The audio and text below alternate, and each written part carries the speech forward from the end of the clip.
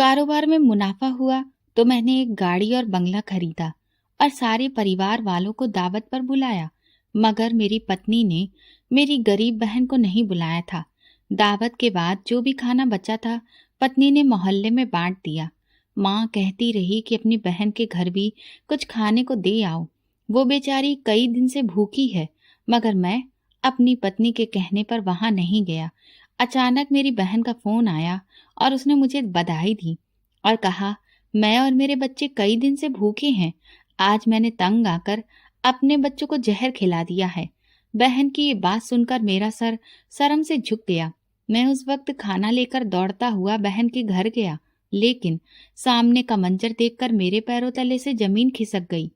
मैं जमीन पर बैठकर पागलों की तरह रोने लगा, क्योंकि मेरी बहन ने, भाई खाना ठंडा हो गया तो माँ तुम पर बहुत गुस्सा करेगी, चलो उठो नाश्ता कर लो।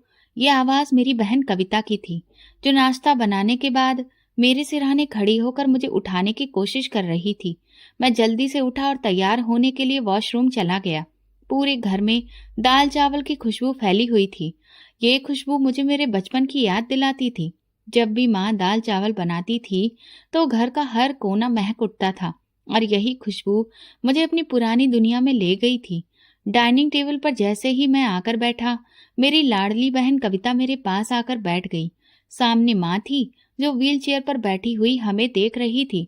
उनके चेहरे पर वही ममता भरी मुस्कान थी जो मेरे दिल को हमेशा सुकून देती थी। मैंने चम्मच उठाया और गरम दाल चावल मुंह में रखा। वाह माँ, आज तो मजा ही आ गया, मैं खुशी से बोला। कविता की आंखों में खुशी चमकने लगी थी। वो हमेशा यही चाहती थी कि मैं खुश रहूं। अगर मैं बीमार होता तो वो सारी रात जागती रहती। अगर मैं परेशान होता तो मेरे चेहरे के हाव भाव पढ़कर मुझे हंसाने की कोशिश करती।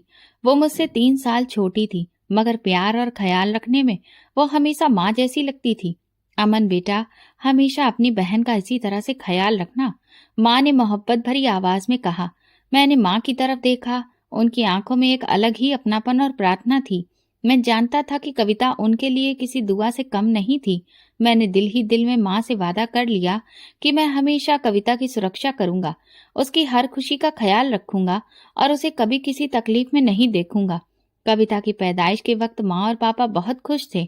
माँ अक्सर बताया करती थी कि जब मैं 3 साल का था और कविता पैदा हुई तो मैंने पहली बार उसे गोद में लेकर कहा था, ये मेरी गुड़िया है। माँ हंसते हुए कहती है, बेटा वो दिन और आज का दिन है, तुमने उसे हमेशा अपनी गुड़िया ही समझा। और हकीकत भी यही थी। कविता मुझे 3 साल छोटी होने के बावजूद हमेशा मेरे लिए एक खास जगह रखती थी। वो मेरी बहन ही नहीं, मेरी सबसे अच्छी दोस्त भी थी। जब भी कोई दिक्कत होती तो मैं सबसे पहले कविता से राय मशवरा करता।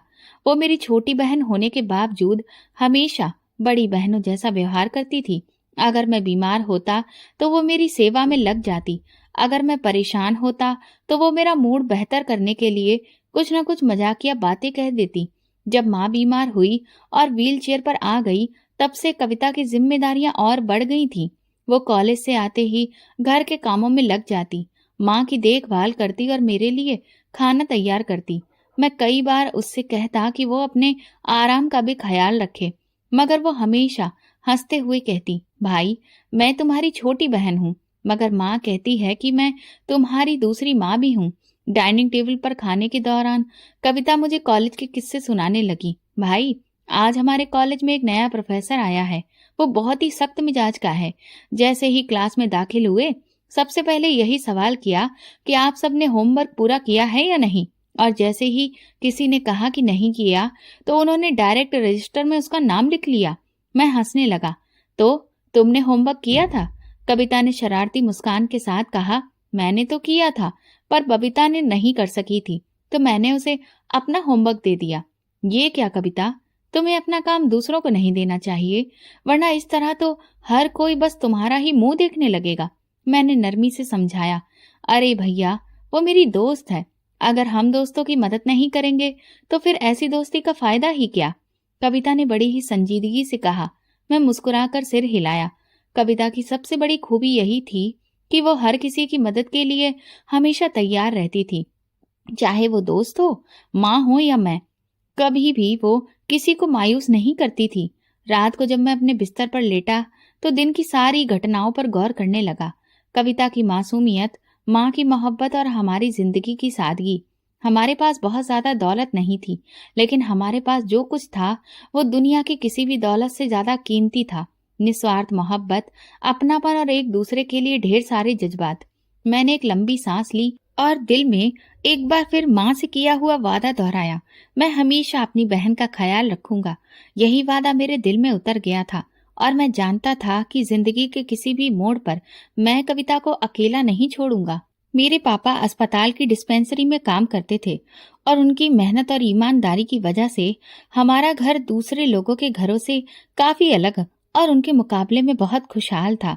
पापा को ज्यादा परेशान होने की जरूरत नहीं थी, क्योंकि पापा का दिया हुआ सुकून और सहूलियत का माहौल हमें किसी कमी का एहसास नहीं होने देता था। हमारा 3 कमरों का एक साफ सुथरा हुआ बना घर बाकी घरों से अलग था, जहाँ प्यार और अपनेपन का राज था। मैं और कविता अपनी पढ़ाई में व्यस्त थे और हमारा सबसे बड़ा सपना यही था कि जैसे ही मैं अपनी पढ़ाई पूरी करूं, एक अच्छी नौकरी हासिल करके अपने पापा के सपनों को पूरा कर सकूं। मैंने कई जगह इंटरव्यू दे चुका था और अब बस किसी अच्छे मौके की उम्मीद थी। कविता जल्दी ही ग्रेजुएट होने वाली थी और हम सब मिलकर अपने भविष्य के सुहाने सपनों को बुन रहे थे। जिंदगी आम थी मगर खूबसूरत थी। माँ का चेहरा हमेशा सुकून से भरा रहता था और पापा का सिर हमेशा गर्व से ऊंचा रहता था कि उनके बच्चे मेहनत से पढ़ रहे हैं और एक दिन उनके सपनों को हकीकत में बदल देंगे। लेकिन जिंदगी को शायद हमारी खुशियां पसंद नहीं आईं। एक दिन ने सब कुछ बदल दिया। वो एक साधारण सा दिन था। सूरज अपनी रोशनी बिखेर रहा था और मैं रोज की तरह कॉलेज से वापस आया था। कविता हमेशा की तरह माँ के साथ व्यस्त थी और मैं अपनी नौकरी के सिलसिले में एक नए इंटरव्यू की तैयारी कर रहा था। माँ ने खाने की प्लेट मेरे सामने रखी ही थी कि अचानक फोन बजने लगा। फोन उठाते ही मेरे कानों में एक अजीब सी घबराहट भर गई। दूसरी तरफ से किसी अनजान आदमी की घबराई हुई आवाज आई, बेटा तुरंत अस्पताल पहुंचो, तुम्हारे पापा का एक्सीडेंट हो गया है। मेरी सांसें लम्हा भर को रुक गईं। कविता ने मेरी हालत देखी तो तुरंत माँ की तरफ देखा, जो हैरानी से मेरे चेहरे के हाव भाव पढ़ने की कोशिश कर रही थी। मेरे हाथों से फोन लगभग गिर गया और मेरे कदम अपने आप ही बाहर की तरफ भागने लगे। हम सब कुछ ही पलों में अस्पताल पहुंचे, मगर जो नजारा हमारी आंखों के सामने था उसने हमारे वजूद को हिलाकर रख दिया था। पापा सफेद चादर में लिपटे थे। उनके चेहरे पर एक सुकून था, मगर वो हमेशा के लिए खामोश हो चुके थे। मैं अविश्वास से उन्हें देखता रहा। मेरे दिल की धड़कनें जैसे रुकती जा रही थी। कविता माँ के सीने से लगकर फूट फूट कर रोने लगी और माँ की आंखों में वो दर्द था जिसका अंदाजा सिर्फ वही लगा सकते हैं जिन्होंने अपना सब कुछ एक झटके में खो दिया हो। मेरा वो मजबूत बाप जिसने हमेशा हमें संभाल कर रखा, कभी गिरने नहीं दिया, आज खुद राख के रूप में बदलने जा रहा था। पापा के देहांत के बाद जैसे हमारा सबसे बड़ा सहारा छिन गया था। मैं जो पहले एक अच्छी नौकरी के सपने देख रहा था, अब मजदूरी के लिए दर दर की ठोकरें खा रहा था। पापा की गैर मौजूदगी ने हमें बेसहारा और बेबस कर दिया था। उनके जाने के साथ ही हमारे वो तमाम रिश्तेदार भी गायब हो गए थे जो कल तक हमें अपने खानदान का सबसे जरूरी हिस्सा समझते थे। बेटा तुम फिक्र मत करो, भगवान सब ठीक कर देगा। माँ ने मुझे हौसला देने की कोशिश की, मगर मैं जानता था कि उनके दिल में तूफान उठ रहा था। कविता दिन रात माँ के साथ लगकर उन्हें हिम्मत देती थी, मगर मैं जानता था कि उसकी आंखों में छुपे आंसुओं की कीमत कोई नहीं चुका सकता था। मैंने सोच लिया था कि अब मेरी जिंदगी का सिर्फ एक ही मकसद होगा, मैं अपनी माँ और बहन को हर तरह की तकलीफ से बचाकर रखूंगा। मैं हर जगह नौकरी तलाशने की कोशिश करता रहा, मगर हर दरवाजा मुझे बंद ही मिला। मेरे पास डिग्री तो थी, मगर कोई भी अनुभव नहीं था। जहां भी इंटरव्यू देने के लिए जाता, वहीं मुझे अनुभव ना होने की वजह से इनकार कर दिया जाता। फिर आखिरकार मैंने हार मानने की बजाय एक और रास्ता चुन लिया। मैंने मजदूरों के साथ काम सीखना शुरू कर दिया। दिन रात मेहनत की, शरीर छलनी हो जाता था, मगर मैंने कभी भी हिम्मत नहीं हारी। हर ईंट, हर पत्थर, हर ठेला मेरे लिए एक जरिया था अपनी माँ और बहन को बेहतर जिंदगी देने का। फिर देखते ही देखते कुछ महीने गुजर गए और मुझे इस काम में अच्छी खासी महारत हासिल हो गई थी। मैं अब एक आम मजदूर नहीं रहा था, बल्कि मिस्त्रियों के साथ काम सीखकर खुद को एक कारीगर बनाने की ठान ली थी। मेरी मेहनत को देखकर ठेकेदार भी बहुत खुश हुआ और अब वो खुद मुझे अच्छी जगह पर काम के लिए भेजने लगा था। पापा की पेंशन भी मिल रही थी और मेरी मेहनत से घर का गुजारा भी होने लगा था। जितनी भी मैं मेहनत कर रहा था, इसके बावजूद भी एक अजीब सी शिकायत हमेशा मेरे दिल में रहती थी। मैं अपने पिता को खो चुका था और अब मेरी जिंदगी सिर्फ मेहनत और कुर्बानी के नाम पर थी। माँ की तबीयत दिन ब दिन कमजोर होती जा रही थी और कविता पहले से ज्यादा खामोश रहने लगी थी। एक रात जब मैं देर से घर आया तो देखा कविता माँ के पास बैठी कुछ लिख रही थी। मैंने उससे पूछा, कविता क्या कर रही हो? वो चौंक गई और तुरंत कागज छुपा दिया। मैंने नरमी से उसका हाथ पकड़ा और कहा, मुझसे कुछ छुपा रही हो? कविता की आंखों में आंसू आ गए। उसने धीरे से कहा, भाई मैं अपने दिल की बात लिख रही थी। पापा के जाने के बाद से मैं बहुत उदास हूँ, लेकिन माँ के लिए हंसती हूँ, तुम्हारे लिए मुस्कुराती हूँ, मगर अंदर से बहुत खाली महसूस करती हूँ। ये सुनकर मेरा दिल जैसे टूट गया। मैं जानता था कि मेरे पास कविता को देने के लिए ज्यादा कुछ नहीं था सिवाय प्यार और सुरक्षा के। मैंने उसे गले लगा लिया और दिल में एक और वादा किया, मैं तुम्हें कभी अकेला नहीं छोड़ूंगा। पापा के देहांत के बाद जिंदगी का एक नया सफर शुरू हो चुका था। मैंने मजदूरी से काम शुरू किया था, मगर वक्त के साथ साथ मेरी महारत बढ़ती गई और अब मैं खुद एक कारीगर के तौर पर पहचाना जाने लगा था। ठेकेदार मुझे अच्छे कामों के लिए भेजता था और मेरी मेहनत का फल ये था कि घर की माली हालत धीरे धीरे सुधरने लगी थी। पापा की पेंशन भी मिल रही थी और हमने अपनी जरूरत के मुताबिक जिंदगी जीने की आदत डाल ली थी। लेकिन जिंदगी सिर्फ आर्थिक हालत से नहीं चलती, उसमें जज्बात और रिश्ते भी बहुत जरूरी होते हैं। माँ की सबसे बड़ी फिक्र अब कविता की शादी थी। एक दिन जब मैं काम से वापस आया तो माँ ने मुझे बुलाकर कहा, बेटा कविता के लिए एक अच्छा रिश्ता आया है। ये सुनकर मेरे दिल में एक अजीब सी हलचल मच गई। कविता अभी भी मेरी नजर में वही छोटी सी बहन थी जो मेरे साथ हंसती खेलती रहती थी, मेरे लिए खाना संभालती थी और मेरी छोटी छोटी परेशानियों को अपनी मानकर उनका हल निकालती थी। मुझे लगा जैसे मैं उसे खुद से अलग करने के लिए तैयार नहीं हूँ। मैंने तुरंत कहा, पहले मेरी शादी करिए, फिर कविता की। माँ ने गहरी सांस ली और मुझे प्यार से देखा।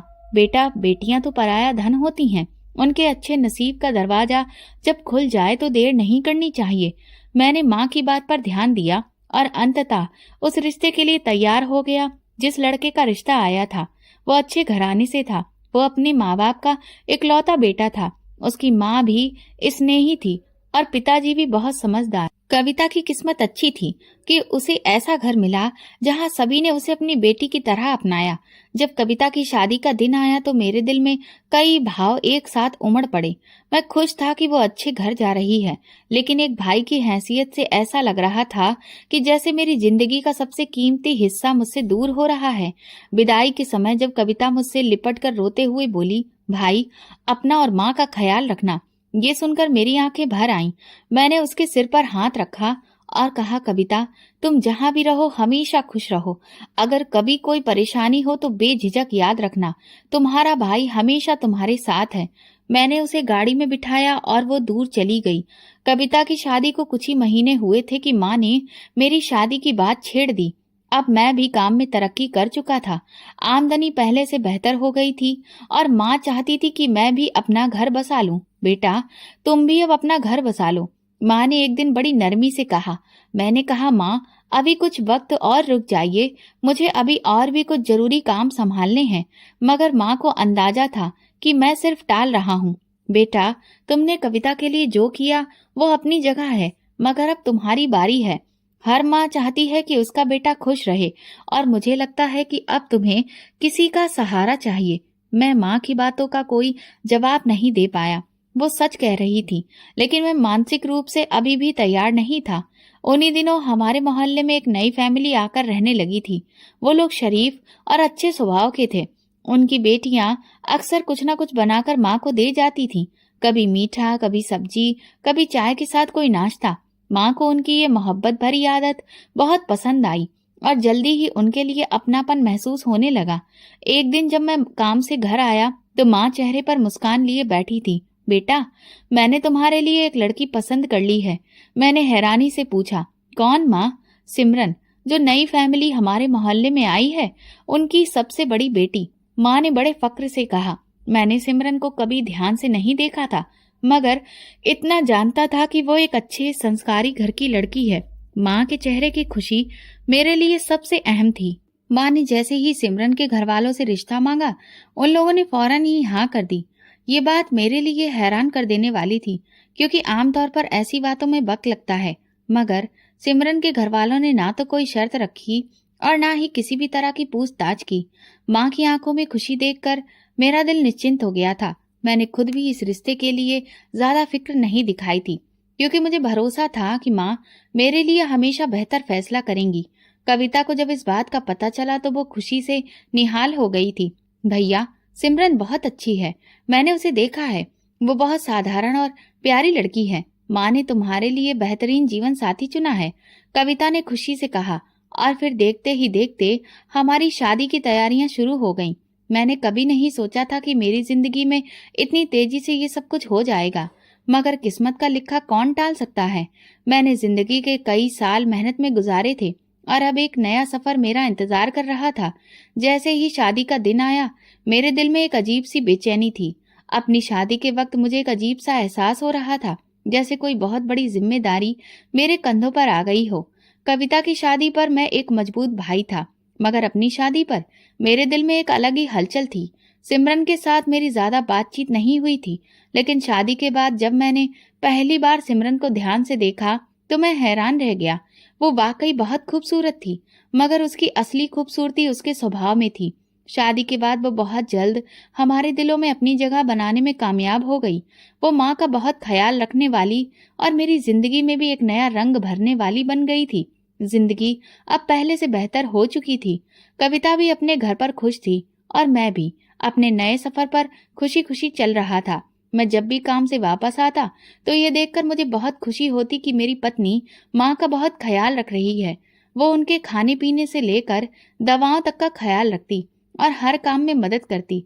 मुझे लगा जैसे मैंने एक ऐसी पत्नी पाली है जो ना सिर्फ मेरा बल्कि मेरी माँ का भी पूरा ख्याल रखेगी। कविता भी ये सब देखकर खुश थी।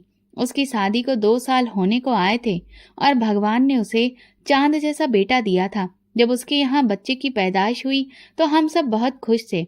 मैंने तुरंत कविता के घर जाने की तैयारी शुरू कर दी और सिमरन भी मेरे साथ चलने को बेताब थी।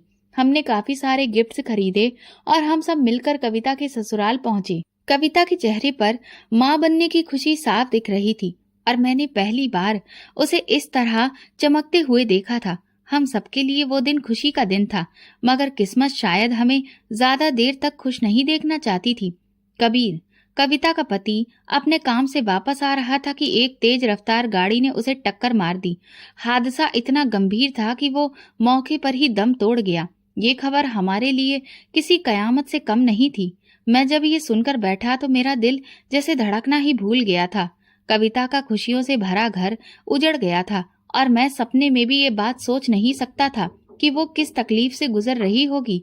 जब हम अस्पताल पहुंचे तो वहां का नजारा देखकर मेरी टांगें कांपने लगी थी। कविता बेहोश थी और माँ सदमे की वजह से चुप बैठी हुई थी। मैंने अपनी बहन के चेहरे पर वो बेबसी देखी जो शायद मैं कभी भूल भी ना पाऊं। वो खुश थी, अपनी जिंदगी में मगन थी, मगर एक लम्हे ने सब कुछ बदल कर रख दिया था। मैंने माँ की तरफ देखा, वो सदमे में थी। सिमरन भी अपनी आंखों में आंसू लिए खामोश खड़ी थी। जब कविता को होश आया तो उसका सबसे पहला सवाल यही था, भाई कबीर कहाँ है? मैं उस वक्त कुछ बोलने की हिम्मत नहीं कर पा रहा था। मैंने उसके हाथ पकड़े, मगर वो बार बार वही सवाल दोहरा रही थी। जब उसे सच्चाई का पता चला तो उसने चिल्ला चिल्ला कर रोना शुरू कर दिया। ये सब देखकर मेरी आत्मा कांप गई।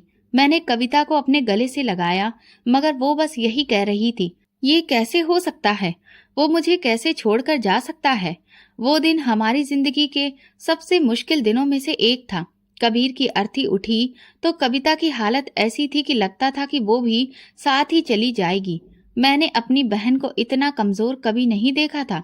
वो जो हमेशा हंसती मुस्कुराती रहती थी, आज एक बेजुबान बुत की तरह जमीन पर बैठी थी। माँ उसके पास बैठी उसे तसल्ली देने की कोशिश कर रही थी, मगर हम सब जानते थे कि उसका दुख ऐसा है जो किसी के भी शब्दों से कम होने वाला नहीं था। अंतिम संस्कार के बाद कविता के ससुराल वालों ने उससे कहा कि वो अपने बेटे के साथ वहीं रहे। उसकी सास ने कहा, बेटा, अब तुम ही मेरे बेटे की आखिरी निशानी हो, मैं तुम्हें कहीं भी जाने नहीं दूंगी। मैंने कविता को देखा, वो आंसुओं में डूबी हुई थी। मैं चाहता था कि वो हमारे साथ चले, मगर मैं जानता था कि उसके लिए अपने पति का घर छोड़ना आसान नहीं होगा। हम वापस आ गए, मगर हमारे दिलों में एक बहुत बड़ा दुख था। मैं सोच भी नहीं सकता था कि कविता की जिंदगी इतनी जल्दी इस मोड़ पर आ जाएगी। सिमरन ने मुझे हिम्मत देने की कोशिश की, मगर मैं जानता था कि इस हादसे के बाद अब कुछ भी पहले जैसा नहीं रहेगा। रात को जब मैं बिस्तर पर लेटता तो कबीर का चेहरा लगातार मेरी आंखों के सामने घूमने लगता। वो एक बहुत अच्छा इंसान था, जिसने हमेशा मेरी कविता का ख्याल रखा था। मैंने उसे खुद खुशमिजाज और मोहब्बत करने वाला पति पाया था, मगर अब वो नहीं था और मेरी बहन का भविष्य एक बहुत बड़ी परीक्षा में था। मैंने दिल ही दिल में प्रार्थना की, हे भगवान, कविता को हिम्मत देना, उसे सब्र देना, ताकि वो इस मुश्किल से निकल सके। इस परीक्षा की घड़ी में वो मजबूत साबित हो। ये जिंदगी भी अजीब है, कभी खुशियां देती है तो कभी अचानक सब कुछ छीन लेती है। मैंने सोचा था कि कविता हमेशा अपने घर में खुश रहेगी, मगर मैं नहीं जानता था कि उसका भविष्य क्या होगा। मैं बिस्तर से उठकर बाहर गया, जहां माँ हाथ में माला लिए फेर रही थी और आंखें बंद कर भगवान से प्रार्थना कर रही थी। मैं उनके पास जाकर सिर झुका दिया। बेटा, भगवान से प्रार्थना करो, वो सब ठीक करेगा। माँ की आवाज में दुख था, मगर उम्मीद भी थी। मैंने आसमान की तरफ देखा और दिल में सोचा, क्या मेरी बहन की खुशियां कभी वापस आ पाएंगी? कबीर के जाने के बाद जब सब कुछ खामोश हो गया, तो मैंने कविता से कहा कि वो हमारे साथ घर वापस चल चले। वो इस समय के बाद बहुत ज्यादा कमजोर हो चुकी थी और मैं चाहता था कि वो कुछ वक्त के लिए ही सही हमारे पास आकर संभल जाए। मगर जैसे ही मैंने ये बात कही, उसकी सास रोने लगी और कांपती हुई आवाज में कहने लगी, बेटा, मेरा पोता ही अब मेरा आखिरी सहारा है, कविता को मुझसे मत छीनो। कविता के चेहरे पर दुख और बेबसी थी। मैं जानता था कि वो भी अपने पति का घर छोड़कर जाना नहीं चाहती थी। यही वो घर था जहां उसने सपने देखे थे, जहां वो कबीर के साथ खुश रही थी और जहां अब उसकी यादें बसी हुई थी। मैंने कुछ देर खामोशी से कविता की आंखों में देखा और फिर धीरे से सिर हिलाकर कहा, ठीक है कविता, अगर तुम यही चाहती हो तो मैं कुछ नहीं कहूंगा, मगर याद रखो कि मैं हमेशा तुम्हारे साथ हूँ। मैं कविता के ससुराल से वापस आ गया, मगर घर में सब कुछ बदला बदला सा महसूस हो रहा था। माँ गहरी सोच में डूबी रहती थी, सिमरन भी ज्यादा बात नहीं कर रही थी और मैं खुद भी अंदर से बिखरा हुआ था। मेरी शादी को 1 साल होने वाला था, मगर जिंदगी में खुशियां कम होती जा रही थी। सिमरन दिन ब दिन चिड़चिड़ी होती जा रही थी। पहले तो मैंने उसे नजरअंदाज किया, मगर फिर मुझे एहसास हुआ कि उसकी बेचैनी की एक वजह है। उसे बार बार ये महसूस होता था कि वो माँ क्यों नहीं बन पा रही है। वो जगह जगह डॉक्टरों के पास जा रही थी, तरह तरह की दवाइयां ले रही थी, मगर कोई भी नतीजा नहीं निकल रहा था। मैं जानता था कि उसे ये फिक्र अंदर ही अंदर खा रही है कि वो माँ बन भी पाएगी या नहीं, मगर मैं हमेशा उसे तसल्ली देने की कोशिश करता। सिमरन, हमें सब्र रखना चाहिए, भगवान को जो मंजूर होगा वही होगा। मगर मेरी बातें अब उसके लिए बेकार हो गई थी। वो दिन ब दिन और भी ज्यादा कड़वाहट से भरती जा रही थी और इस कड़वाहट का असर अब मेरी माँ पर भी पड़ने लगा था। जो सिमरन पहले माँ की सेवा में कोई भी कमी नहीं करती थी, अब उनसे बेरुखी से पेश आने लगी थी। पापा के बाद मैं हमेशा माँ का सहारा बनने की कोशिश करता रहा था और जब कविता की शादी हो गई थी, तब भी मैंने अपने दिल में ये फैसला किया था कि मैं उनका हमेशा ख्याल रखूंगा। मैं हर महीने कविता को खर्च भेजता था ताकि उसे किसी के भी आगे हाथ ना फैलाना पड़े। वो खुद भी मेहनत कर रही थी, मगर मैं नहीं चाहता था कि वो अपनी जरूरतों के लिए परेशान हो। मगर जब सिमरन को इस बात का एहसास हुआ तो उसने हंगामा खड़ा कर दिया। तुम्हें अपनी बहन की इतनी फिक्र है और तुम्हारी अपनी पत्नी का क्या? मैं तुम्हारे लिए कोई मायने नहीं रखती। वो गुस्से में चिल्लाई, सिमरन, कविता को इस मदद की जरूरत है, वो अकेली है। मैंने उसे समझाने की बहुत कोशिश की, मगर वो और भी ज्यादा भड़क गई। अकेली कैसे है? उसके पास उसकी सास है, उसका बच्चा है, और तुम्हारा क्या ख्याल है? मैं अकेली नहीं हूँ, मैं यहाँ तुम्हारे लिए हूँ, मगर तुम्हें तो सिर्फ अपनी बहन की परवाह है। ये सब रोज रोज बढ़ने लगा था। पहले तो मैंने उसका गुस्सा नजरअंदाज किया, मगर जब उसने माँ के साथ कठोरता और बदतमीजी की तो मुझे सहन नहीं हुआ। बेटा, अगर सिमरन को तुम्हारी बहन की मदद करने से दिक्कत हो रही है तो बस अब कविता को पैसे मत भेजा करो, हम उसका कोई और बंदोबस्त कर लेंगे। मुझे माँ की बातों पर बहुत दुख हुआ। वो जानती थी कि मैं अपनी बहन को कैसे छोड़ सकता हूँ, मगर घर का सुकून बनाए रखने के लिए उन्होंने अपनी ममता को पीछे कर दिया था। मैं माँ के कदमों में बैठ गया और कहा, माँ, आपने हमेशा मुझे सिखाया है कि बहन का हक किसी और से पहले होता है, फिर आज आप ये क्यों कह रही हैं? बेटा, मैं तुम्हारे घर का सुकून खराब होते हुए नहीं देख सकती हूँ। सिमरन तुमसे नाराज है और मैं नहीं चाहती कि तुम्हारी शादी में कोई भी कड़वाहट पैदा हो। मैं माँ के चेहरे को देखकर बेबस हो गया। वो नहीं चाहती थी कि मैं कविता से रिश्ता तोड़ूं, मगर सिमरन के अंदर भर रही नफरत से भी वो डर रही थी। मैंने फैसला कर लिया था कि अब मैं सिमरन को बताए बिना ही कविता की मदद करूंगा। अब मैं चुपके चुपके अपनी बहन के घर कुछ ना कुछ पैसे पहुंचा देता था, कभी किसी दोस्त के जरिए तो कभी खुद जाकर और कभी कोई बहाना बनाकर। मगर मैं नहीं जानता था कि मेरी छुपी हुई मदद का राज कब तक छुपा रहेगा। सिमरन के दिल में मेरे लिए तलखी बढ़ती जा रही थी। वो अब ना सिर्फ मेरी बहन बल्कि मेरी माँ से भी दूर होने लगी थी। माँ की आंखों में वही पुरानी ममता थी, मगर उनकी खामोशी सब कुछ बयां कर रही थी। ये शादी अब सिर्फ एक रिश्ते का नाम रह गई थी, जिसमें मोहब्बत कम और शिकायतें बहुत ज्यादा हो चुकी थी। कभी कभी रात को मैं जागता और सोचता कि ये सब कहाँ गलत हो गया। क्या सिमरन ठीक कह रही थी? क्या मैं अपनी बहन को ज्यादा ही अहमियत दे रहा था? मगर दिल हमेशा एक ही जवाब देता, बहन का हक सबसे पहले होता है। अगर जिंदगी ने और भी इम्तिहान लेने थे तो मैं नहीं जानता था कि आगे क्या होने वाला है, मगर ये जरूर महसूस कर रहा था कि तूफान करीब है और मैं उसके लिए अभी तैयार नहीं था। मैं अब एक कामयाब ठेकेदार बन चुका था। मजदूरी से लेकर काम सीखने और फिर खुद काम देने तक का सफर आसान नहीं था, मगर मैंने कभी हिम्मत नहीं हारी थी। मेरे लिए सबसे बड़ी खुशी यही थी कि अब मैं अपनी बहन कविता की छिपकर मदद कर सकता था। सिमरन के तीखे रवैये की वजह से मैं उसे खुलकर कुछ भी नहीं दे सकता था, मगर मैं हर मुमकिन कोशिश करता कि कविता को किसी भी चीज की कमी ना हो। कविता खुद भी मेहनत मजदूरी करके अपना गुजारा कर रही थी। उसने सिलाई का काम शुरू कर दिया था और अपने बेटे की जरूरतें पूरी करने की कोशिश कर रही थी।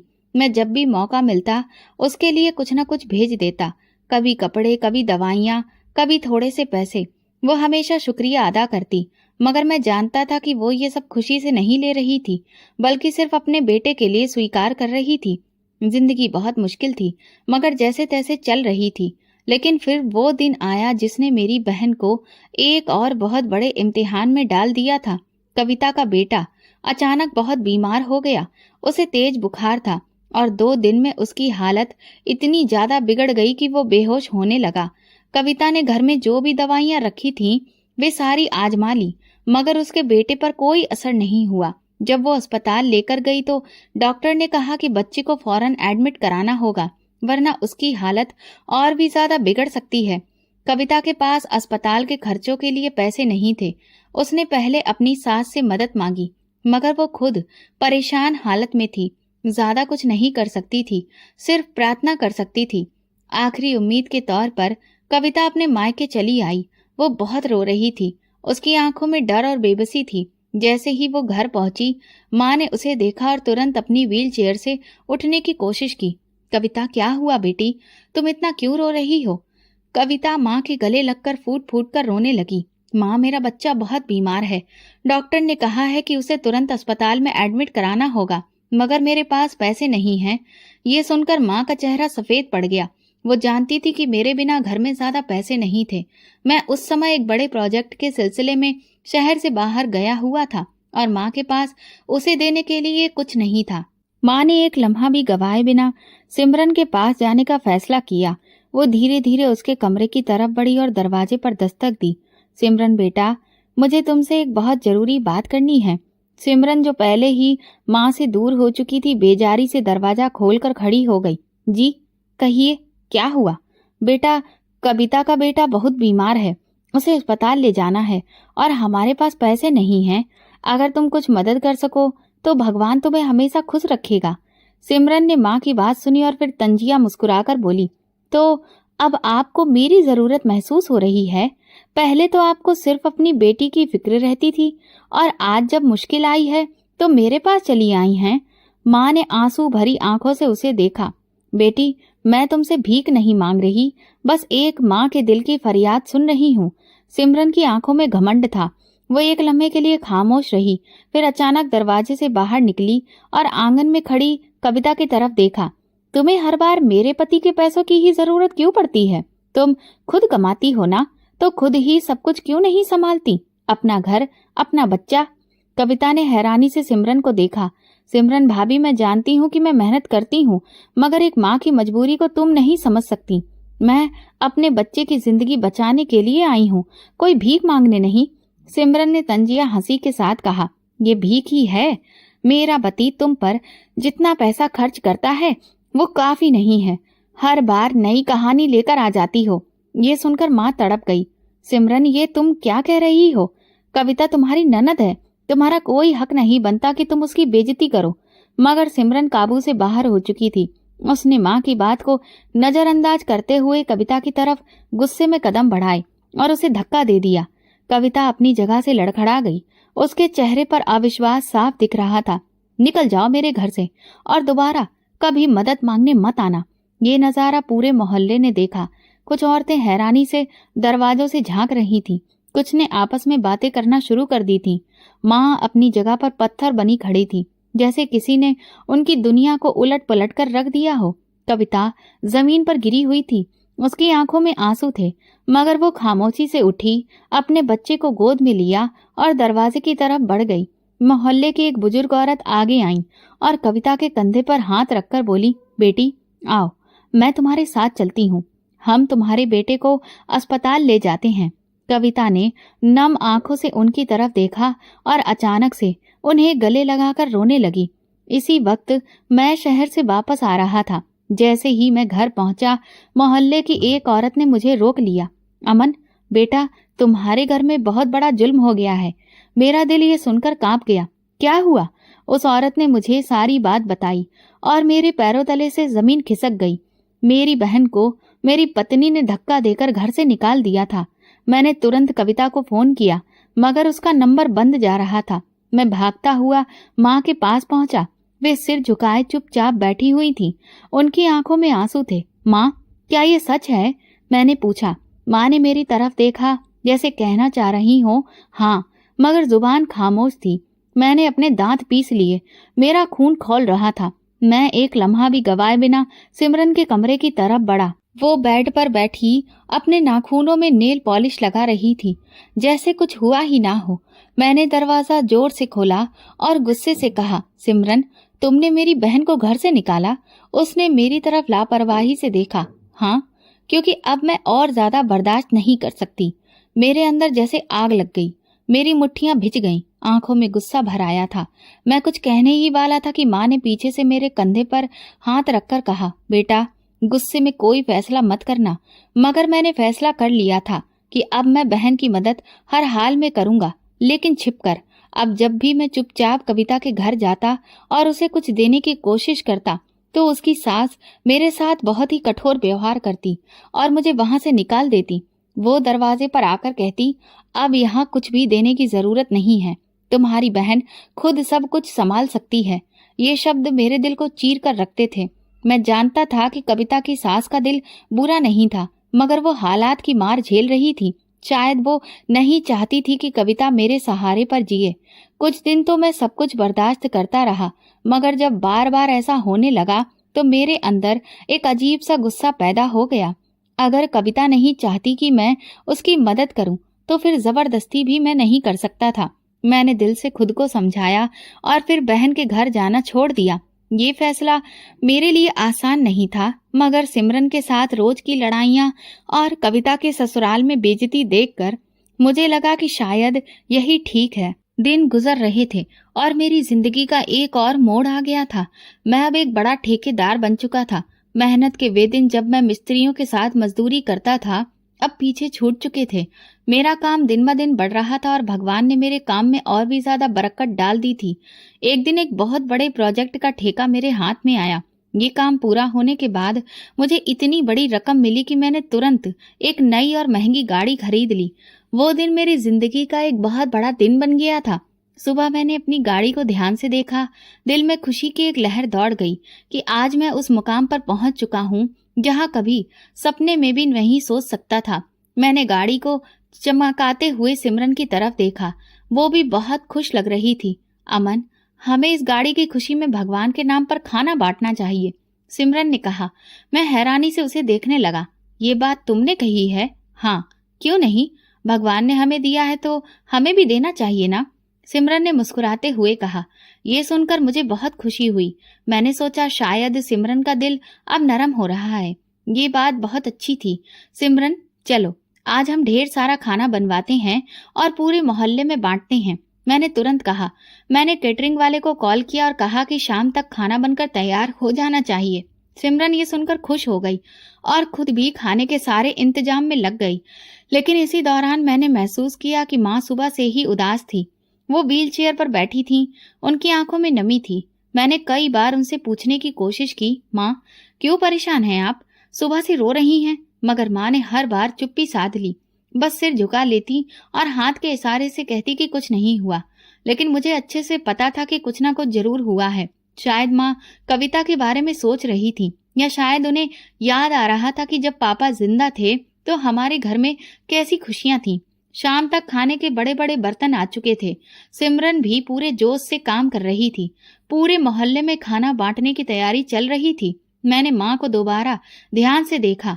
वो खामोशी से आंगन में ताक रही थी, जैसे कुछ कहना चाह रही हो मगर कह नहीं पा रही हो। मैं जब कमरे में ट्रे रखने के लिए कदम बढ़ाया तो माँ ने मुझे पुकार लिया, बेटा एक बात कहूँ? मैं तुरंत उनके पास गया और बोला, हाँ कहिए माँ। माँ की आंखों में आंसू थे। उन्होंने धीरे से कहा, बेटा कुछ खाना अपनी बहन को भी भेज देना, वो भूखी है। ये सुनकर मेरे पैरों तले से जमीन खिसक गई। क्या माँ, कविता भूखी है? माँ ने सिर झुका लिया, जैसे उनकी हिम्मत नहीं हो रही थी कि और कुछ बोल सके। मेरी सांस रुकने लगी। कविता भूखी थी। मेरी बहन जो कभी हंसाती थी, जो मुझे हमेशा कहती थी, भाई मैं खुद सब संभाल लूंगी, वो भूखी थी। मुझे एक झटका लगा। मैंने तुरंत सिमरन की तरफ देखा। वो खुशहाल अंदाज में खाने के सारे अरेंजमेंट्स देख रही थी। मुझे याद आया कि आज सुबह सिमरन ने मुझसे कहा था कि मोहल्ले में खाना बांटना चाहिए, मगर मेरी बहन। मैंने माँ की आंखों में गहराई से देखा। मैंने एक पल के लिए सिमरन के बारे में सोचा, मगर फिर माँ के शब्द कानों में गूंजने लगे, बेटा कुछ खाना अपनी बहन को भी भेज देना, वो बहुत भूखी है। मुझे गुस्सा भी आ रहा था और दुख भी हो रहा था। मैंने मन में कहा, माँ फिक्र मत करिए, मैं कविता के लिए खाना लेकर जा रहा हूँ। जैसे ही मैंने किचन की ओर कदम बढ़ाया, सिमरन ने तेज नजरों से मुझे घूरा। अमन, तुम कहाँ जा रहे हो? कविता के लिए खाना लेकर जा रहा हूँ, मैंने गुस्से में जवाब दिया। सिमरन के चेहरे पर एक अजीब सी मुस्कान आई, जैसे वो यही सुनने के लिए खड़ी थी। पहला अधिकार पड़ोसियों का होता है अमन, अगर खाना बच गया तो दे देना। ये कहकर उसने खुद खाना की बड़ी प्लेट बाहर भिजवाई। मेरा दिल जैसे किसी ने मुट्ठी में भींच लिया हो। मैं खामोशी से खड़ा था। मेरी आंखों के सामने वो लम्हा था जब मैं कविता की शादी के दिन उससे वादा कर रहा था, कविता मैं हमेशा तुम्हारा ख्याल रखूंगा। मगर आज मेरी बहन भूखी थी। सिमरन ने पूरे मोहल्ले में खाना बांट दिया और मैं बेबसी से सब कुछ देखता रहा। माँ की आंखों में आंसू थे, मगर कुछ कह नहीं सका। सब कुछ निपट जाने के बाद मैंने जरूरी काम का बहाना बनाया और घर से निकल गया। एक होटल से अच्छा खाना पैक कराया और सीधा कविता के घर पहुंचा। दरवाजे पर दस्तक दी तो मेरे छोटे से मासूम भांजे ने दरवाजा खोला। उसकी हालत देखकर मेरे पैरों तले से जमीन खिसक गई। वो जमीन पर घिसट कर चल रहा था क्योंकि उसकी टांगें सूख चुकी थीं। मेरी बहन थी और उसके ससुराल वालों की हालत देखकर पता चला कि वो लोग 3 दिन से सिर्फ पानी और सूखी रोटी पर गुजारा कर रहे थे। ये देखकर मेरा दिल दर्द से फट गया। मैंने अपनी बहन को रोते हुए सीने से लगा लिया और फैसला कर लिया कि अब किसी को मेरी बहन पर जुल्म नहीं करने दूंगा। बहन, तुम लोगों की ये हालत कैसे हो गई? मैंने कांपती आवाज में पूछा। कविता ने मेरी तरफ देखा। उसकी आंखों में आंसू थे। भाई, हम 3 दिन से सिर्फ पानी और सूखी रोटी पर ही जी रहे हैं। आज शाम को भी सिर्फ पानी और कुछ टुकड़े ही मिले थे। मेरा दिल जैसे मुट्ठी में आ गया हो। तुमने मुझे फोन क्यों नहीं किया? मैंने किया था भैया, मगर आपका नंबर बंद जा रहा था और माँ ने सिमरन से मदद मांगी तो उसने हमें धक्के देकर निकाल दिया। ये सुनते ही मेरा खून खौल उठा। मुझे लगा जैसे दिमाग सुन्न हो गया हो। मैंने खाना उसके सामने रखा और कविता के बेटे को गोद में लेकर उसके सिर पर हाथ रखा। आज के बाद तुम्हें किसी के आगे हाथ फैलाने की जरूरत नहीं है। मैंने गुस्से में कविता का हाथ पकड़ा और सीधा उसे अपने घर ले आया। जैसे ही मैं घर में दाखिल हुआ, सिमरन ने हमें देखते ही गुस्से में चिल्लाना शुरू कर दिया। ये क्या कर रहे हो अमन? इसे वापस यहाँ से ले जाओ। मैं तुम्हारी बहन को अब इस घर में बिल्कुल भी एक्सेप्ट नहीं करूंगी। ये शब्द सुनते ही मेरा गुस्सा और बढ़ गया। मैं आगे बढ़ा और सिमरन को एक जोरदार थप्पड़ जड़ दिया। अगर तुमने मेरी बहन के बच्चे के इलाज के लिए उस दिन पैसे दे दिए होते तो मेरा भांजा आज लाचारों की तरह ना दिख रहा होता। सिमरन ये देखकर सहम गई। माँ और कविता तुरंत मेरे सामने आ गई। बेटा, गुस्से में कोई गलत हरकत मत करो। माँ ने मुझे रोकने की कोशिश की। कविता ने भी हाथ जोड़कर कहा, भैया प्लीज सिमरन को माफ कर दो। लेकिन मैं भला उसे क्या माफ करता? सिमरन के सिर पर तो नफरत का भूत सवार था। वो मुझे सबक सिखाना चाहती थी, जताना चाहती थी कि शादी के बाद एक पति के लिए सिर्फ और सिर्फ उसकी पत्नी जरूरी होती है और कोई नहीं। और इसी के चलते कि मुझे अपनी गलती का एहसास हो कि मैंने उसे ना चुनकर अपनी बहन को चुना, उसने अपने मायके जाने का फैसला कर लिया। कविता और माँ ने उसे रोकने की बहुत कोशिश की। मुझे भी समझाया कि मैं उसे रोकूं, लेकिन मैं बहुत अच्छे से जानता था कि अब सिमरन को बातों से समझाया नहीं जा सकता। जब तक वो खुद अपनी गलती का एहसास ना करे, तब तक उससे कोई उम्मीद करना बेकार था। और इसी वजह से मैंने उसे नहीं रोका। उसे ये समझ नहीं आ रहा था कि वो खुद को मेरी बहन के साथ बराबरी में रख रही थी, जबकि वो ये भूल रही थी कि जितनी जरूरी मेरे लिए मेरी माँ और बहन है, उतनी ही वो भी है। लेकिन वो चाहती थी कि मेरी जिंदगी में बस सिर्फ उसका ही वजूद रहे और किसी का नहीं। सिमरन के जाने के बाद मुझे उसकी कमी जरूर महसूस होती थी, लेकिन मैं भगवान पर भरोसा रखकर सिर्फ इस उम्मीद में जी रहा था कि एक दिन वो अपने किए की माफी मांगेगी और उसे अपनी गलती का एहसास होगा कि उसने कितना गलत फैसला लिया था। मेरी माँ और कविता को इस बात का बहुत दुख था कि उनकी वजह से मेरी बसी बसाई गृहस्थी उजड़ गई और इसीलिए वे हर वक्त उदास रहती थी। लेकिन मैंने उन्हें समझाने की कोशिश की कि कभी कभी कुछ नया बसाने के लिए पहले उजाड़ना भी जरूरी होता है, पर उस समय उन्हें मेरी ये बात समझ नहीं आ रही थी। धीरे धीरे समय बीतता गया। तकरीबन 1 महीने बाद एक दिन शाम के वक्त दरवाजा बजा। मैंने दरवाजा खोला तो सामने सिमरन खड़ी थी। उसकी हालत बहुत खराब थी। मुझे देखते ही वो मेरे पैरों में गिर पड़ी और फूट फूट कर रोने लगी। मैंने उसे तुरंत उठाया और अंदर बिठाकर पानी पिलाया। कविता और माँ भी चुपचाप उसे देख रही थी। हम में से किसी को भी समझ में नहीं आ रहा था कि ये क्या हो गया। सिमरन ने तुरंत उठकर मेरी माँ और कविता से माफी मांगी। उसने कहा, मुझसे बहुत बड़ी गलती हो गई। मेरा दिमाग 7वें आसमान पर पहुंच चुका था। मैं ये कैसे भूल गई कि अमन सिर्फ मेरा पति नहीं, किसी का बेटा और किसी का भाई भी है। जब मैं अपने मायके गई और वहां खुद अपने किए हुए रवैये को अपनी भाभी के रूप में देखा, तब मुझे एहसास हुआ कि मैं कितना गलत कर रही थी। मेरी भाभी हर वक्त मेरे भाई को हम बहनों और माँ से दूर करने की कोशिश करती थी। अगर मेरा भाई थोड़ा बहुत भी हमारी मदद कर देता या माँ के लिए कुछ खरीद लाता तो वो हंगामा मचा देती थी। मुझे उस पर बहुत गुस्सा आता था। मैं यही सोचती थी कि शादी हो गई है तो क्या अब उसका हमसे कोई रिश्ता नहीं रहा। तब मुझे एहसास हुआ कि यही सब तो मैं भी आप लोगों के साथ कर रही थी। जब ये दुख मैंने खुद सहा, तब मुझे समझ में आया कि कविता को कितना बुरा लगता होगा। और माँ जी, आपने भी तो कितना कुछ सहा होगा। मेरी माँ तो मेरी भाभी के व्यवहार से दिन रात रोती रहती थी। ये सब देखकर मुझे महसूस हुआ कि मेरी सास भी इसी तरह घुट घुट कर जी रही होंगी। यहाँ से जाने के बाद जितने दिन भी मैं अपने मायके में रही, हर रोज भाभी की जली कटी बातें सुनती रही। लेकिन मुझमें इतना घमंड था कि आप सबको गलत साबित करने के लिए मैं वहाँ अपनी बेइज्जती करवाने के बाद भी रुकी रही। आज मेरी भाभी ने मुझे धक्के मारकर घर से निकाल दिया। मैंने जो सुलूक कविता के साथ किया था, आज वही भगवान ने मुझे मेरे कर्मों के साथ लौटा दिया। मैं अपने किए पर बहुत शर्मिंदा हूँ और आप सबसे माफी चाहती हूँ। मुझे अब अच्छे से एहसास हो गया है कि मैं कितनी बड़ी गलती कर रही थी और अपनी गृहस्थी को खुद ही बर्बाद कर रही थी। मेरा मन कलंकित था और शायद इसीलिए भगवान ने मुझे ये सजा दी कि उसने मुझे अब तक मां बनने का सुख नहीं दिया। सिमरन मेरी तरफ बढ़ी। उसकी आंखों में डर था कि कहीं मैं अब उसे वापस अपना ना लूं। वो रोते हुए बोली, अमन प्लीज, मुझसे बहुत बड़ी गलती हो गई, मुझे अपना लो। अब मैं कभी ऐसा नहीं करूंगी, क्योंकि अब मुझे समझ आ गया कि मेरा रिश्ता सिर्फ तुमसे नहीं, माँ जी और कविता से भी है। पहले तो मेरा दिल नहीं चाहा कि मैं उसे माफ करूं, लेकिन माँ और कविता के समझाने पर मैंने उसे माफ तो कर दिया, मगर मेरे दिल में उसके लिए इज्जत का वो मुकाम अब नहीं रहा जो पहले था। कहते हैं ना, एक बार अगर कोई धागा टूट जाए तो उसमें गांठ पड़ जाती है, और अब हमारे रिश्ते में भी गांठ पड़ चुकी थी।